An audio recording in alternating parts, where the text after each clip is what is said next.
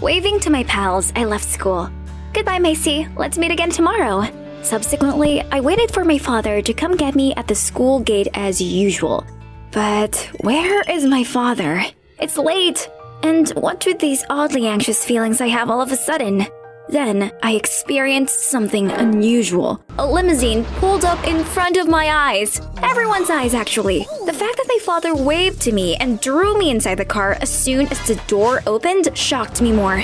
Inside, there were 3 other guys and a woman with glasses. 2 of them go to the same school as mine. Oh, I know what's going on. However, I'm a kid. I have to act like a kid. Am I right? Dad, what's going on? With those flushed cheeks, his gaze flickered between that woman and me. Emily, I have something to tell you. Well, I started dating a woman for nearly 6 months. There she is. Her name is Cecilia. Is that your boss? And today, Dad and Miss Cecilia here decided to take it a step further. Yeah, we will live together. I am completely speechless. Is he high? Like, subscribe to the channel. And where were we again? Oh, yeah. I stared at them, Miss Cecilia, then at the other 3, and then I looked perplexed at my father as he introduced me to them. For 16 years, I lived with my father as his only daughter, most loved and spoiled. Now, he has decided to move on, and he will soon forget about me. I couldn't shake that thought out of my mind. Thus, I say nothing at all. If I may speak, what words should I use? She was the one who took away my father to put into her own family. With a serious expression on her face, Miss Cecilia held out her hand to shake mine. In response, I grabbed her hand tightly and nearly crushed it. Despite everything, Cecilia remained unaggressive, just letting it slide and smiling artificially. These are your new brothers. This is Cord, the eldest, and this is Chase. Since you are in the same class, you have undoubtedly already met him. Yes, I knew him. He's my enemy. This is the youngest, Cameron. He's 12. Together, hopefully, we will have a happy home. That kid suddenly threw a cockroach at me. I screamed in horror. Ah! Someone please! Oh, wait, this is fake. He laughed like it was so funny. Even after Cecilia reprimanded him right away, my hatred for the 4 of them only grew stronger. From this moment on, I realized, bye-bye unicorn and rainbows and sunshine. Welcome hell. First, our routine. Cecilia is a disciplinary woman. And don't ask why I know that word. She is going to knock on everyone's door in the house at precisely 6 in the morning. Wakey, wakey, it's time. At that call, all of her sons awoke. In my case, I kept sleeping. Even after Cecilia called my name once more, I chose to ignore her. Unexpectedly, she entered my room yelling at my sleepy head. Emily, get up. It's nearly time for school. It's 6 o'clock, ma'am. 5 more minutes. But Cecilia didn't leave me alone. She yanked me up. Wake up! Quick, Emily, wake up! I opened my eyes and took a quick look at her since I could take it no longer. Cecilia rose to her feet, glaring at me with a stern expression on her face. Emily, you must work out with your brothers. They are, in case you forgot, my step-siblings. Cecilia hesitated for a moment, but said nothing more. She left.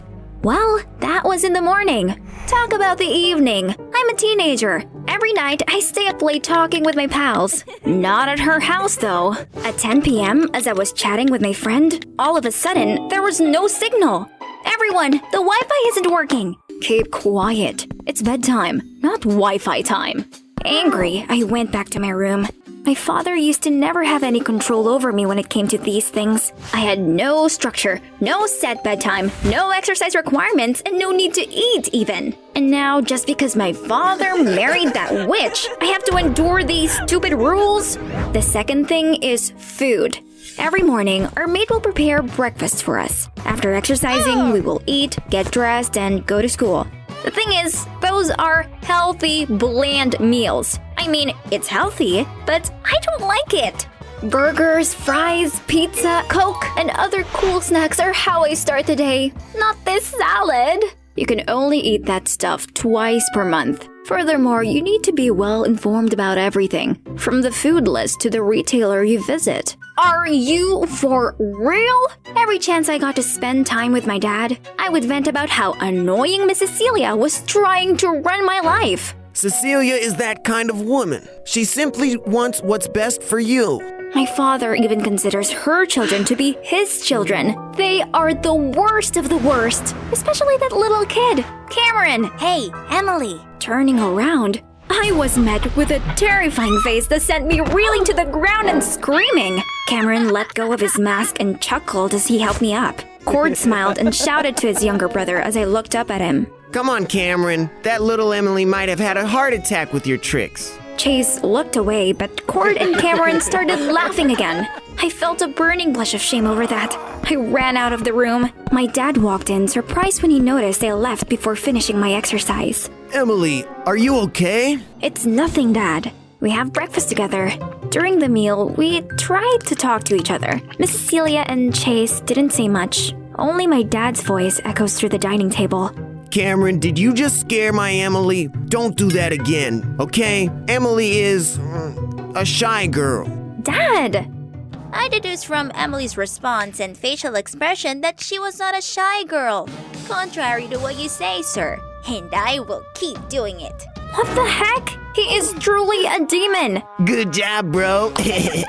Chase, how was your dessert? It's good, sir. Ah, your names all begin with the letter C. Did you guys realize that? Cecilia, Cord, Chase, Cameron. Chase, he's too quiet. He didn't answer or respond to anything. Is it because he perceives my father and me as gold diggers that he acts this way?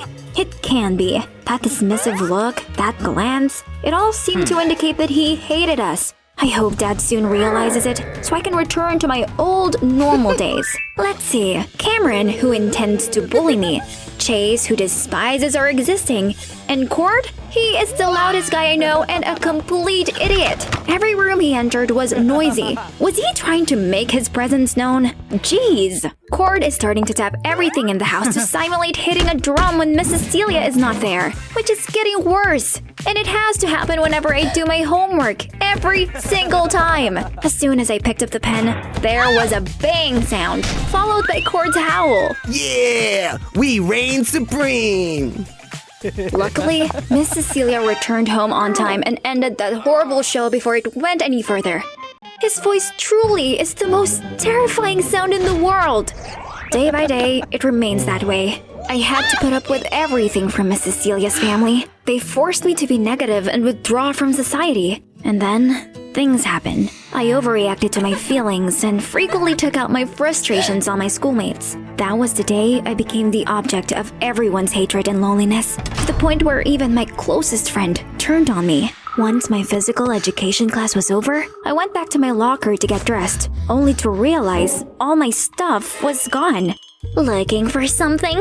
Oh, your clothes, right? Perhaps your annoying nature drove them to run away. Everything was clear. They had taken my stuff and thrown it somewhere. Being the most disliked person in the class, this is a common occurrence. Cowardly, I ran into the school warehouse, a place where no one cares it exists, to hide in there. Cry. I don't know how long I've been here. Out of the blue, the door opened, and Cord was there. Chase came behind him, carrying my clothes. Come on, little sister. Let's go home. As I took Cord's hand, I felt a sense of security and warmth. Where did he find it? It was lost, wasn't it? Chase told me, and we went around looking for it. Finally, found it in the trash bin. Chase told the teacher who was purposely harming you. They will soon be punished. Don't worry, all right? I nodded, wiping away my tears. Thank you, my brothers. Next time, let us know if something goes wrong. After all, we're family. My tears kept falling. Cord can be a little noisy sometimes. However, he makes me feel warm, which makes me grateful to have him as my older brother. Nobody brought up that after we got home, but that still lingers in my mind. Like an abandoned puppy, I went to the rooftop that night to find the quietest place to relive my sorrows. It dawned on me that Chase was standing beside me. Chase? You scared me. And what are you doing? I don't know. Everything is so new, and I treat everyone so poorly. Me too. Chase came over and sat next to me. I'm not as adaptable as Cord or Cameron, so I felt panicked, confused when I was with you and your father. I mean, I don't know how to face you two or how to talk. I came up here immediately after Mr. Paul approached me and said he wanted to confide in me. I was terrified and embarrassed. Chase's cheeks turned a gorgeous red. You don't despise my father then? Chase nodded, and I am relieved that now I have a clear grasp of the issue. It turns out that I have always been an overthinker. Cord and Cameron went to the rooftop as well, bringing pizza and Coke. Did someone say they were sad? Since nobody plays with them, I'm fairly certain that was the reason. As Cameron persuaded us to dress up like Halloween, I gave in and joined him. But today is not Halloween. You know, on Halloween, I can't play with you guys. Y'all are gonna hang out with friends and leave me behind. Hey, it's already past 10 and all of you are still here? Go to bed quickly. Standing on the balcony, Mrs. Celia cast a lethal glance at us. But... No buts. Quick! Gritting our teeth, we returned to our room. Not only did I feel awful for the three of them, but I hate that witch even more. Just as I'm about to shut the door, Mrs. Celia walks in. Emily, I took a look at your scores. Is there something going on with you lately? I am embarrassed when I think about how sluggish I have been lately. Why are you doing such a thing? You're not my mother, so don't question me like that. She shot me a quick glare and I froze. Oh gosh, I think I did something wrong. She departed before I had a chance to apologize. That evening, I feared that Mrs. Celia would tell my father about my odd behavior, and he would chastise me. However, nothing happened. Wait, she didn't do that? Following that day, things became better between me and my stepbrothers. We hang out and make plans to study together. Nevertheless, a few days prior to our test, I saw Cord sitting in a corner holding his head. He looks utterly hopeless. Cord, what's wrong? The exam scares me. I was so ignorant that I could never study, so I always paid people to do my homework and study for me. All I like to do is play sports. I was rereading your and Chase's articles just now, and I realized I didn't even understand the basics anymore. Oh, Cord, it's okay. We can help you with that. Chase and I consistently study beyond our grade level, so we're able to assist you with previous lessons. Let's try it. With Cord's nod, we hurried to our studies. Chase and I took turns tutoring Cord. Cameron also joined us. Cord couldn't understand a word we said. Cameron, on the other hand, kept a wide smile on his face while studying. Cameron, is it weird for you to keep smiling like that? I want us to be in the same room whenever we play or study together. I tried it before, but you yelled at me all the time. Since you purposefully teased and harassed me. I didn't. That's how I invite people to play with me. Oh, I'm sorry, Cameron. I thought you hated me, so you treated me that way. We laughed and carried on happily. The day of the exam finally arrived. Despite having studied quite well, Cord's grade is... He failed, and Mrs. Celia was summoned to a meeting by the school. When they returned, I had the feeling something bad was going to happen. As punishment, she made him stand with his arms crossed facing the wall. I don't know what to say to you, Cord. You were skipping class to go practice basketball and hiring someone to do your homework. Is there anything else that you are hiding from me, Cord? You ought to study more and enroll in a reputable university, mister. So, I forbid you to play basketball and have to start focusing on your academics. Got it? She can't do that. Basketball is the only thing Cord has. Even though I could see how hurtful those harsh words were for Cord, he continued to take them in without having the courage to speak up. I have to do something. Mrs. Celia, I hope you take back what you said to Cord. Basketball is his passion. You must observe his playing skills. His goal is to play basketball. He does not need theories from books to achieve that goal. Do you need me to remind you who their mother is? Emily? No, and you need to know that you are a terrible mother. Can you name it? All of your son's hobbies? This, dear Miss Cecilia, Cameron has a special love for spooky stuff. Chase enjoys confiding in others. And as for Cord, he tried his best to get on the basketball team and has a desire to go to college athletics. But you underestimated his dream. You took away all his joy just to get a few points on meaningless paper. This is none of your business. Emily, I appreciate it very much, but please stop it. I am sick of it. I'll tell Dad to leave. I went looking for my father that night. I even held a suitcase in front of him as I stomped and screamed to get back to our former house. My father took me home when he could no longer handle my eccentricities. To be honest, that was the worst decision of my life. For many days after that, my dad and I felt like lost souls, trying to avoid everyone. Sitting down on the edge of the bridge, wondering about what I have done. I miss my stepbrother so much. I thought about my father's sad face in recent days and his happy smiles when he was with Miss Cecilia. So, I was wrong after all. Tiny drops fell on my face and the rain became heavier. I stood up and was about to head home. Oh, silly me. Thinking too much again. For a brief moment, I slipped. Huh? Though I would have ended my story here, a hand reached out to hold me back. Can it be Miss Cecilia?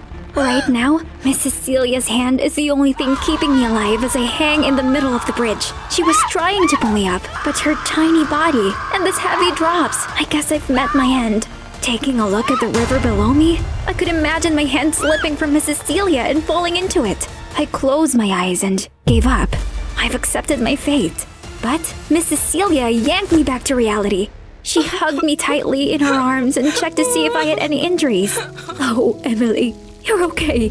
I thought I've lost you. It's the rain, isn't it? Why are my eyes welling up with water? I grabbed her by my arms, and my feelings buzzed out. I'm sorry. I don't want to be like this. Thank you for everything. It's okay. It's okay. It's fine now. Actually, I should thank you for reminding me what a mother has to be. Aren't you mad at me? In the past, I had to be strict with my son since they don't have a father. I thought I was doing great. But now, I know, and I promise to be a better mother. So, will you and him come home with me? Yes, Mother. In the middle of the rain, two women comfort each other, mixing our tears with every drop. Finally, I can call her Mother. When they saw us, my father and my stepbrothers were happy and hugged each other. Someone laughs, someone cries. We have been through a lot, and then healed each other in a way that brought us back. Guess what? I'm very happy about that. I've found it, a place to call home.